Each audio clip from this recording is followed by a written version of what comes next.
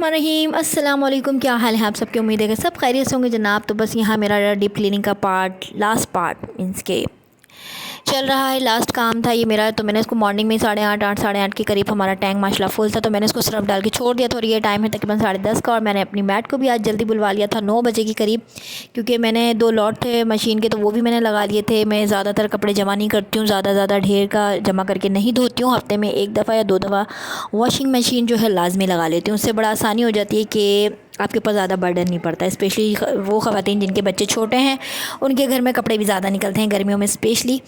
तो ये देखिए इर्तिज़ा अली की जो पैंट है ना, वो पानी के प्रेशर से अच्छे से भीग के उतर चुकी है और इन्होंने पैम्पर्स में ही घूम रहे हैं फ़िलहाल। और यहाँ मैंने इसको धोने के लिए यूज़ किया था सर्फ एक्स क्लीनर डिटॉल का, साथ था डिटर्जेंट सर्फ एक्सेल, और साथ था जनाब थोड़ा सा फ़नाइल भी मैंने इसमें डाला था, ताकि अच्छी से खुशबू और जरासीम वगैरह जो हैं इसके मर जाएं, ख़त्म हो जाए मीन्स के। तो यहाँ लग रहा था वाइपर, साथ मैंने इसको सर्फ डाल के छोड़ दिया था। और मैंने तैयार किया जनाब अपने किचन में अंडे आलू फ्राइंग पैन के अंदर ब्रेकफास्ट के लिए। उसकी रेसिपी मैंने इसमें बिल्कुल शेयर नहीं की है। और मैड अपना काम करी थी, उसे मैंने कहा तुम जल्दी से जो है ना किचन मुझे क्लीन करके दो, क्योंकि मुझे पराठे डालने हैं आके किचन में। और साथ मैंने जो है मशीन का एक लोड धो लिया था, दूसरा वाला जो है मशीन में लगा हुआ था। तो बस ये जनाब जल्दी उठने की माशाल्लाह कुछ बेनिफिट्स होते हैं। अगर आप ख़वातीन कुछ ऐसे काम होते हैं जो, जैसे कि आज मुझे कालीन धोने थे, तो आज मैं सोई नहीं, मैंने अपना काम निपटा लिया माशाल्लाह जल्दी। और फ्रेश भी उठी हुई थी आज सुबह मॉर्निंग में मैं। तो बस जनाब यहाँ पर फटाफट कालीन की धुलाई उलाई हो रही थी, धुलाई शुलाई। और धुलाइयों के बाद जो है जनाब मेरे कपड़े भी धुल रहे थे। सिर्फ 2 ही लॉट थे, तो इतना मुझे बर्डन नहीं पड़ा। और साथ मेरे अंडे आलू का सालन भी वहाँ रेडी हो रहा था, उसकी रेसिपी मैंने आज के ब्लॉग में शेयर नहीं की। और ये देखें जनाब, ये चिपकू बच्चा मेरे साथ चिपका ही रहता है। 3 बच्चे मेरे साथ सो रहे हैं। और बस ये कालीन वाइपर लगा के मैं और पौधों में पानी लगा के मैं अंदर चली जाऊंगी। इन कालीन्स को मैंने डाल दिया था चेयर पर। और जनाब ये रहा हमारा अंडे आलू का सालन रेडी हो चुका है। वहाँ मेरे कालीन धुले और यहाँ सालन रेडी हो गया।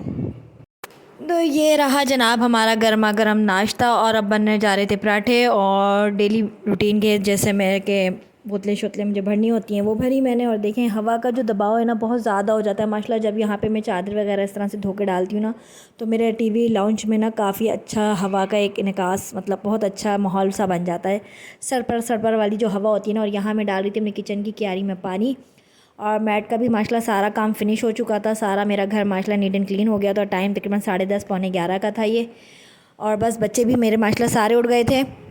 आज हस्बैंड थोड़ा सा लेट गए हैं ऑफ़िस, तो इसलिए भी मैंने कहा चलें नाश्ता बच्चों के साथ ही लगा लेते हैं। और आज के व्लॉग में मैं आज आपसे शेयर करने वाली हूँ अपनी समर कलेक्शन, अपनी क्रिएटिव डिज़ाइनिंग, किस तरह से आप कम बजट में रह के अपने ड्रेसेस को एक ब्रांड लुक दे सकती हैं। मैंने रमज़ान में भी एक आपसे वीडियो शेयर किया था ब्रांड लुक के ऊपर कि 1000 रुपीज़ में आप कैसे 7 ईयर 6 ईयर या 8 ईयर अगर दुबली पतली है बच्ची, किस तरह से आप 1000 रुपीज़ में एक ब्रांड लुक अच्छा सा तैयार कर सकती हैं।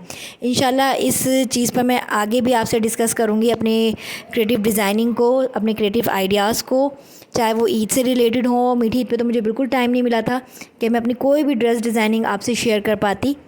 लेकिन इंशाल्लाह आगे व्लॉग्स में मेरे जो 1-2 नए व्लॉग्स आए देखेंगे आप लोग, वो समर के हवाले से या बकरा ईद के हवाले से। ये जो अपकमिंग मेरे व्लॉग्स होंगे डीप क्लीनिंग के हवाले से नहीं, मतलब मीन्स के यार ये तो बच्चे रूम में खेल लेना, मैं टॉपिक से हट जाती हूँ। ये लोग अपने रूम में खेल रहे हैं तो वो टेंशन, उनकी आवाज़ें वगैरह आ रही हैं तो मैं टॉपिक से हट जाती हूँ। तो खैर ये वाला जो टाइम था, ये आप देख रहे होंगे सोफ़े पे कुछ कपड़े हैं फैले हुए। तो बाहर का मैंने जो एरिया दिखाया वहाँ रस्सियाँ मुझे बनवानी अपने भाई से, पहले बंधी होती थी लेकिन अब डिसिप्लिन से मैंने कहा थोड़ा सा बांध दो ताकि कपड़े एक साइड मतलब एक साइड थोड़ा नज़र आए ना।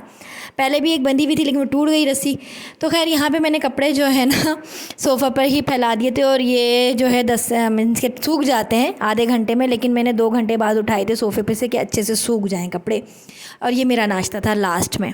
हस्बैंड जा चुके थे ऑफ़िस, 12 बजे गए आज हस्बैंड ना ऑफ़िस। तो खैर और ये मैंने इस तरह से कुछ बचे कुचे कपड़े थे गीले, तो वो मैंने इस बेडरूम में फैला दिए थे, कुछ डाइनिंग टेबल पर फैला दिए थे, कुछ सोफ़े पे फैला दिए थे।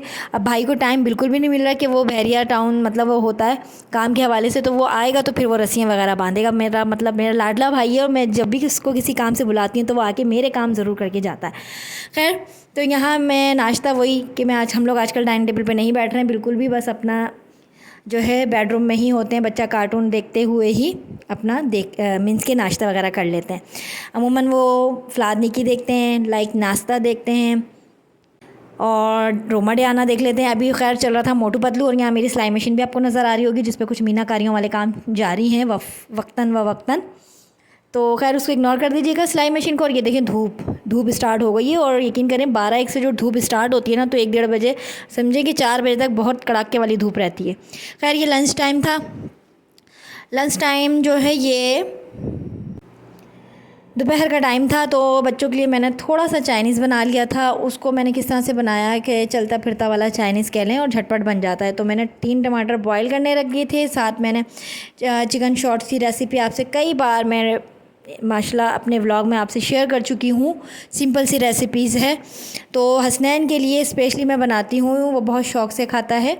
तो यहाँ पे उसके लिए दोपहर में चिकन शॉर्ट्स में एक साइड बना के मैरिनेट करके रख दूँगी। साथ बनी थी ग्रीन चटनी, और हमारा खाना यही रात में भी हो गया था। मीन्स के बच्चे जो है मीन्स कि एक ही टाइम में ख़त्म नहीं होता है खाना, तो वो नेक्स्ट टाइम भी चल जाता है हमारा। और शाम में फिर मैंने लास्ट में ना आलू के पराठे बना दिए थे।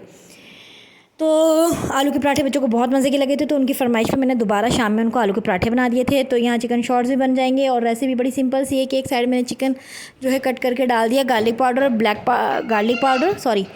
पेपर, और साथ साथ मेरी यहाँ वेजिस भी कट रही थी, राइस भी बॉयल हो रहे थे, और चिकन की शाशलिक के जो टमाटोज़ थे ये भी मैंने एक साइड कर दिए थे। साथ ग्रीन चटनी की भी तैयारी थी। ग्रीन चटनी की रेसिपी भी मैं आपसे शेयर कर चुकी हूँ।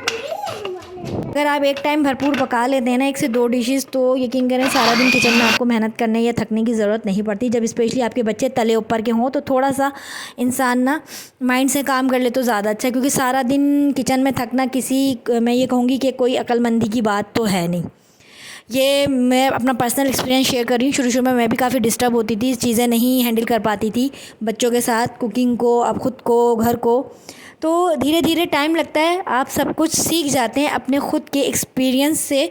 जब आप पे पड़ती है, वो कहते हैं ना, जब पड़ती है तो सब कुछ आ जाता है। तो वही वाला एक हाल है, वही वाली एक कहानी है। और कि अगर मेरे पास ये चीज़ है तो मैं आपको भी शेयर करूं कि अगर आप एक टाइम में 2 डिशेस पका लेती हैं, तो आपकी यूँ कह लें किचन से छुट्टी हो जाती है। फिर हल्का फुल्का सा शाम में कुछ बना लिया, मैं तो ऐसे ही करती हूँ।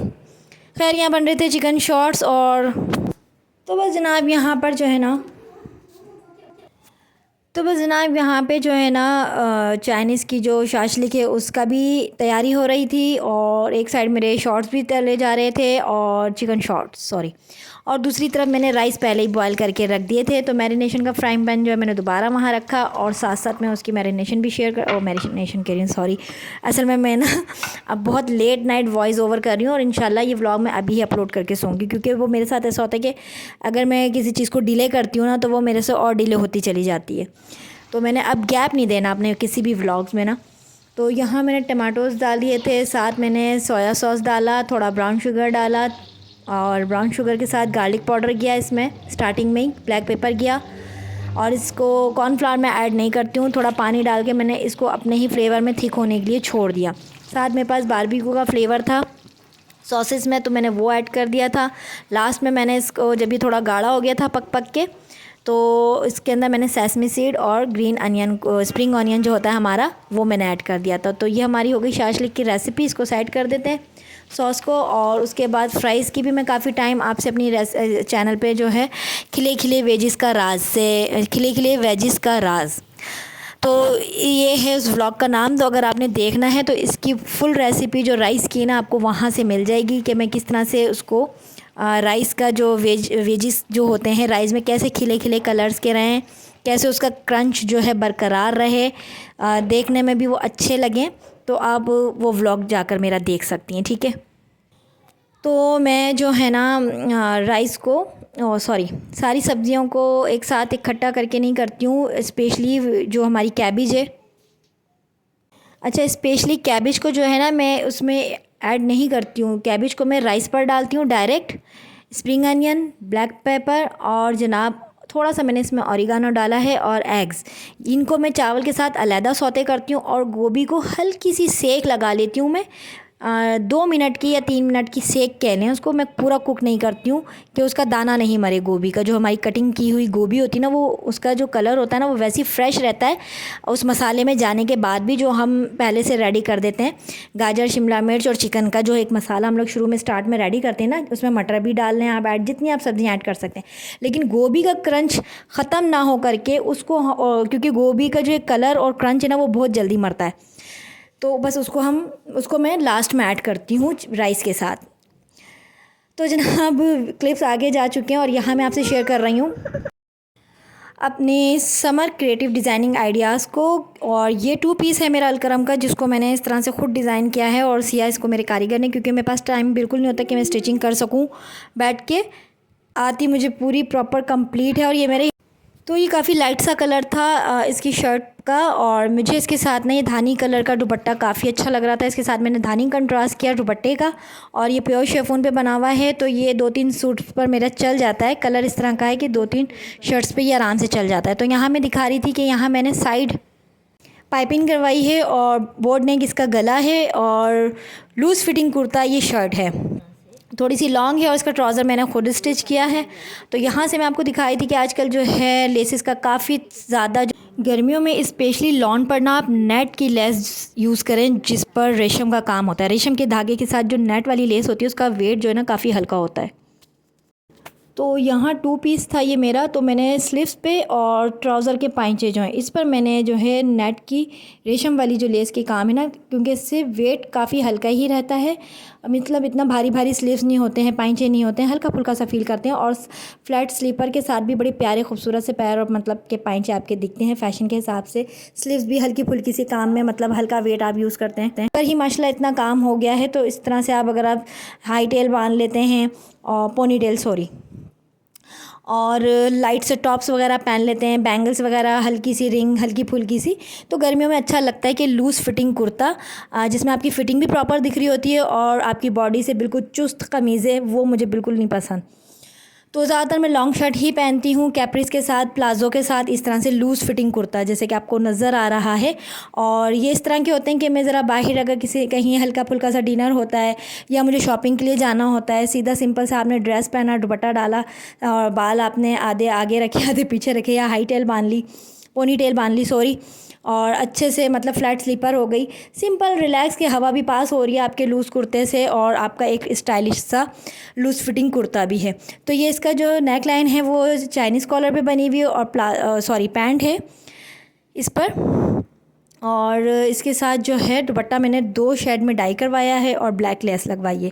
और लेसेस वगैरह मैं ज़्यादातर करीमाबाद से लेती हूँ, बहुत अच्छी मिलती हैं। जो पठान भाइयों की जो लेस होती है ना, वो रीज़नेबल प्राइस में भी दे देते हैं, कभी कभी उनकी महंगी भी होती हैं, लेकिन वो जब हम क्वांटिटी ज़्यादा लेते हैं तो वो फिर उसमें हमें डिस्काउंट काफ़ी हद तक मिल जाता है। मैं ऐसे नहीं करती हूँ कि एक एक ड्रेस के लिए भाग रही होती हूँ लेसेस, नहीं, जब मुझे कोई चीज़ अच्छी लगती है वो मैं ले लेके रखती भी रहती हूँ। और फिर ऐसा होता है कि घर से ही लेसेस वगैरह भी निकल आती हैं, मैचिंग्स की कवरिंग पट्टी के कपड़े भी निकल आते हैं। और डाई वाला भी जो है ऐसा है, दुपट्टे ज़्यादातर मेरे डाई होते हैं, शिफॉन पर ही बने होते हैं, जो 2 पीस होते हैं। तो ये लाइमलाइट का 2 पीस था, सॉरी जी, लाइमलाइट का 2 पीस था। इसका ट्राउज़र भी मैंने खुद स्टिच किया है और बहुत ही अच्छा फिटिंग में पैंट्स की तरह ये सिलते हैं। इसकी भी कटिंग इंशाल्लाह आपसे ज़रूर शेयर करूँगी आगे नेक्स्ट व्लॉग में। और यहाँ मेरे बच्चे बार बार जो है ना, तो बस ये वीडियो बनाने में थोड़ा सा मुझे मुश्किल होती है बच्चों के साथ, लेकिन ये था कि मैंने आपसे, ये बैक पे इसकी डिज़ाइनिंग थी और दामन से ही रिलेटेड जो कपड़ा बचा हुआ था पीस, वो मैंने बैक पे दिया था हल्की फुल्की सी डिज़ाइनिंग के लिए, और बॉक्स प्लेट थी। और स्लीव्स पे जो सीढ़ी लेस होती है ना हमारी, जो जाल वाली लेस कहलाती है, वो मैंने लगा ली थी। और ये देखें इसका पूरा ओवरऑल लुक। तो उम्मीद है कि आज का व्लॉग आपको अच्छा लगा होगा। मिलती हूँ आपसे नेक्स्ट व्लॉग में, तब तक अपना बहुत सारा रखिएगा ख्याल, मुझे रखिएगा दुआओं में याद। अल्लाह हाफिज़।